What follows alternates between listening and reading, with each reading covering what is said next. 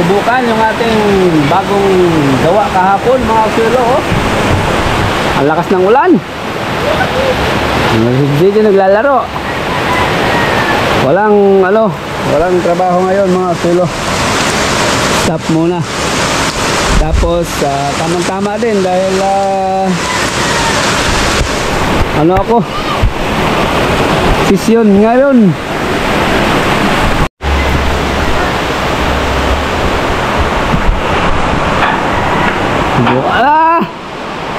Oh.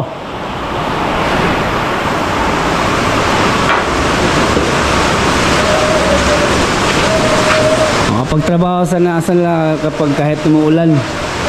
Kaso nag-LBM ang mga trabahante. Lasing bago matulog. Ito yung may-ari ng Pero parang ulit Oo. Namiesta yung mga kasama natin kaya walang gawa. Lunes na yan. Nasubukan na ang ating down spot. Tatlo pala yung ko nilagay dyan. Okay, para sigurado ba. Okay.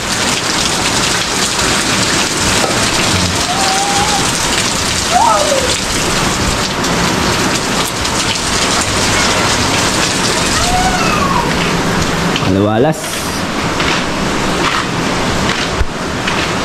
Shout out kang Boss Ryan. Ito ang loob ng bahay mo, mansion mo, boss. Safety na sa ulan, wala mang ayun okay na okay. Alawalas.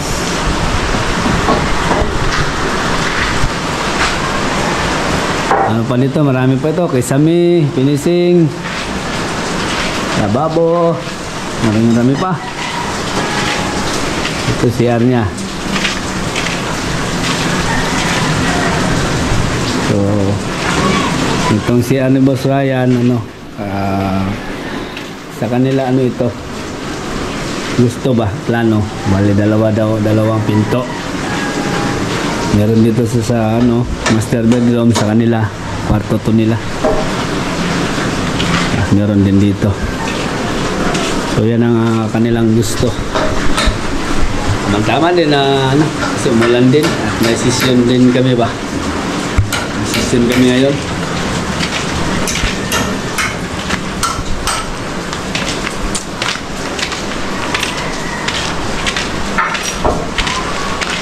Wala din tayong gawa sa taas dahil umuulan nga. Yung kwarto niya nagiging nagiging bandak. Yung kanyang bintana, ang nangyari nito, pasinta dito, siguro isang patong. Tapos dito, baba, gagrinderin, lalagyan kasi pandak na to nung luma ba. Wala sa standard, nilagay namin sa standard. Yan mga bintana niya. Ano pa ito? Reparin. Lalak. Tapos ganun din sa pinto. Tinibag, tapos tinibag doon para magiging standard din. Dahil ito lang yung luma niya, yan yung header niya. Halos lang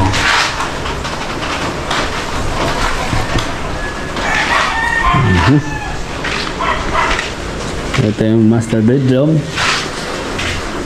So tignan natin kung makapag tayo din pisami tayo, kung magkakasundo kami ni Bossing. Ano pa naman, finishing pa naman. Kailangan finishing muna bago mag pisami. Tapos ito, hindi pa lang kung nag-usap na sila ni Tata. Ang pipinisingin dito yung luma kasi yung pader nila mga kaswilo wala sa hulog. Kaya ayan nakahiga siya ba kung hahabulin nila ni Tata. Maliban dito kasi nakahulog ito yung bago na asinta itong luma. Hindi ko alam kung tama na yan. Kung hindi na ipaulit sa kanila. Kasi kung ilagay sa hulog, kakapal yung finishing, yung plastering. Lalo na yun dun. Sa luma na yun. Siya habulin. Hindi ko alam kung ano ang ano ni bossing dyan. Basta sinabi ko nila ni tata na kung ilagay sa hulog, medyo kakapal talaga ang plastering.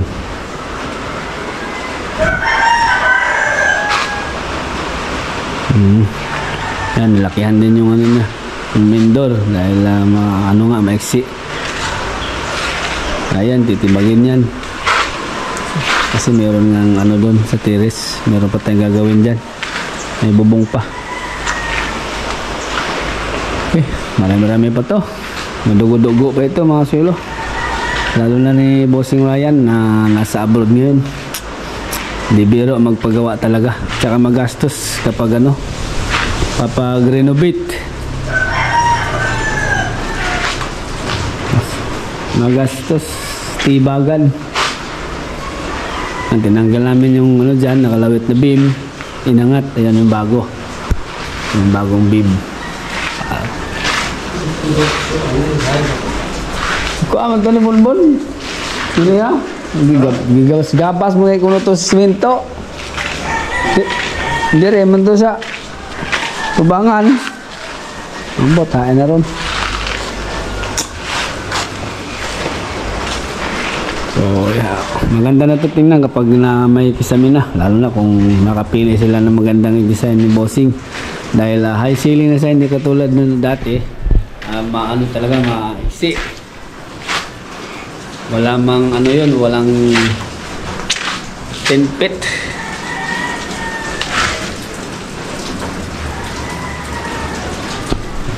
Ngayon, ano na siya, mataas na siya. Ayan na. Ayan natin pagkagawa. Lumakas yung ulan kanina, pumasok ako dito para makita kung meron bang tagas. Wala man. Ayos. Okay na okay.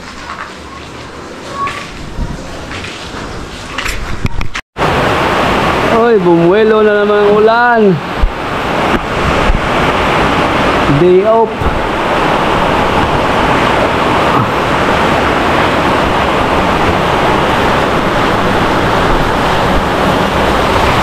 Down spot to.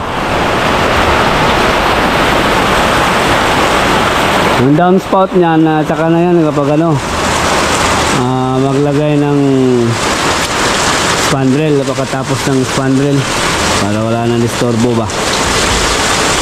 Ganyan yan. Ito, tapos ganyan. Pababa. Pala, hindi ko na sinagad dyan yung ano, yung solution kasi nga labas naman, okay lang, importante dito sa loob.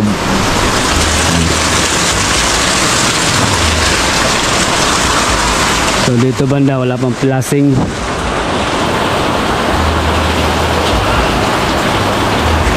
Dahil may session tayo ngayon ngayong umaga, so wala akong pasok, tamang-tama rin dahil mulan din, no?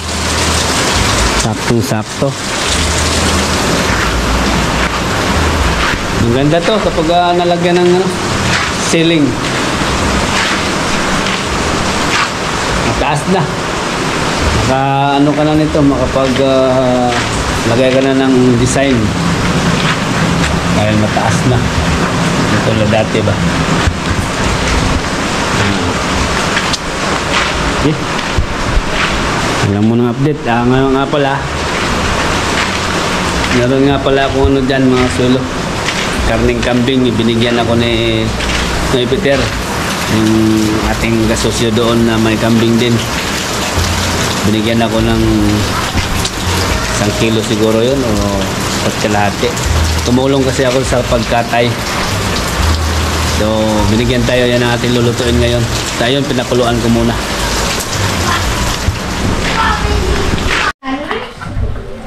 Yun, no? Pinakuluan muna natin mga sulo yung ating lulutuin ngayon, no, kambing.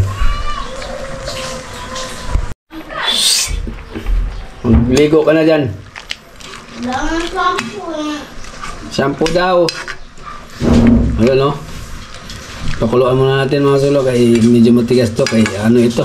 Ito yung barako ni Peter. Yan natin lulutuin ng kaldereta. Yan ang ating ulam yan ngayon tanghali. Nagkaroon tayo ng time makapagluto nito kay wala tayong trabaho. Ito muna ating tatrabahoin. Ready lang muna natin ating mga gamitin. Ito, tomato paste, mayroong tomato sauce, mayroong sili, bell pepper, carrots. Kulang nga lang kasi kita na punta ng bayan. So kung ano meron, yan lang muna ang ating pinabi ko to, ang okra. Pang mamayang gabi ito, yan lang muna. Jay, bili ka nga rino doon Jay sa tindahan kung meron. Oo.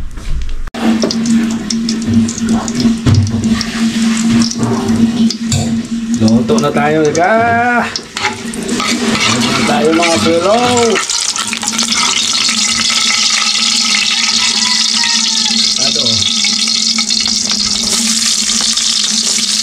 Luto tayong kalderetang kambing.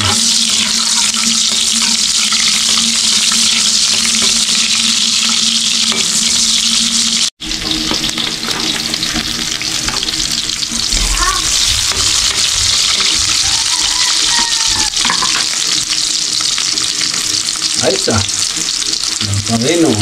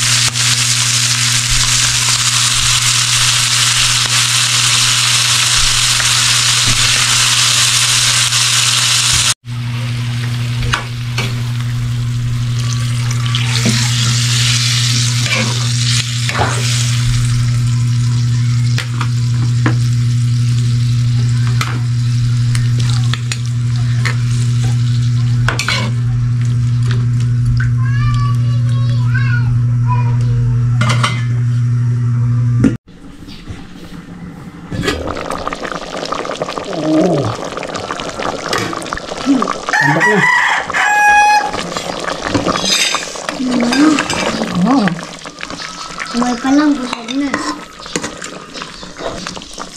Nilipat namin sa rice cooker dahil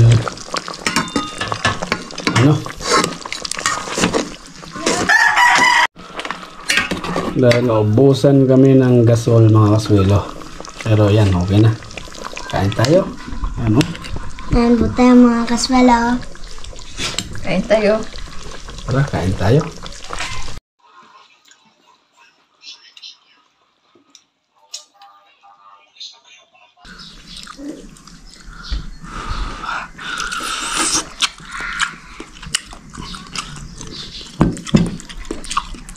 Yummy ay. Kalunit ng kambing.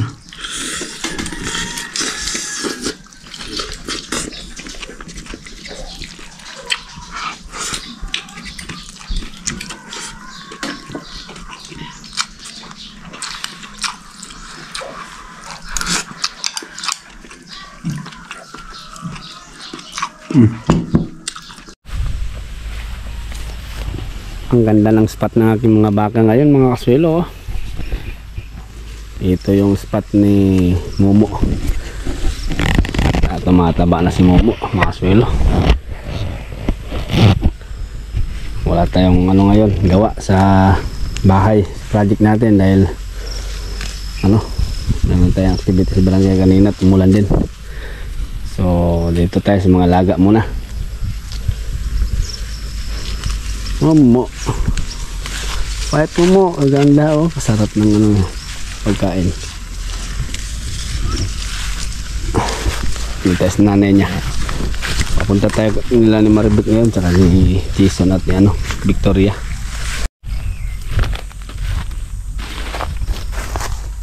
Claudia. Ito naman si Claudia. Wow. Ano? Buntis ka na? Ha?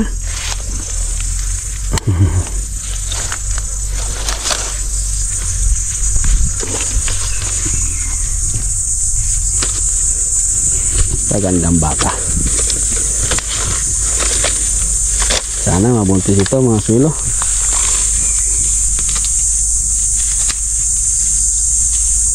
Magandang baka pa naman yung sumampa sa kanya. So, okay na ako dito sa dalawa. Punta naman ako dun sa Bakat Kalabaw doon sa diversion. Saka ko na si Jason at si Clark. Clark? Yan na pala, Victoria. Wala na pala si Clark.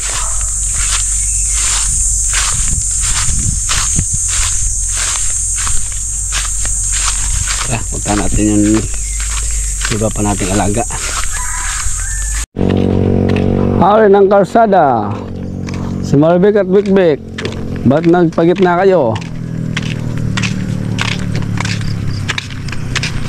Lipat natin. Hello, hello Bikbik, hello. Sanay ka na sa tali mo? February, March, April, May, 3 months ka na.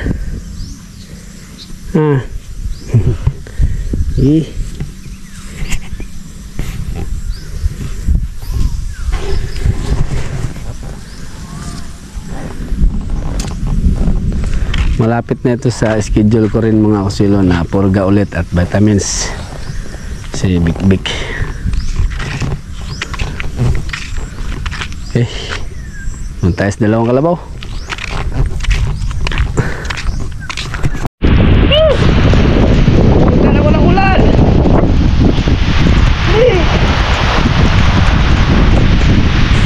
Bumagsak yung ulan mga kasilo. Ay nako, bata tayo. Hindi ako nakadabadala ng panangga. Balik.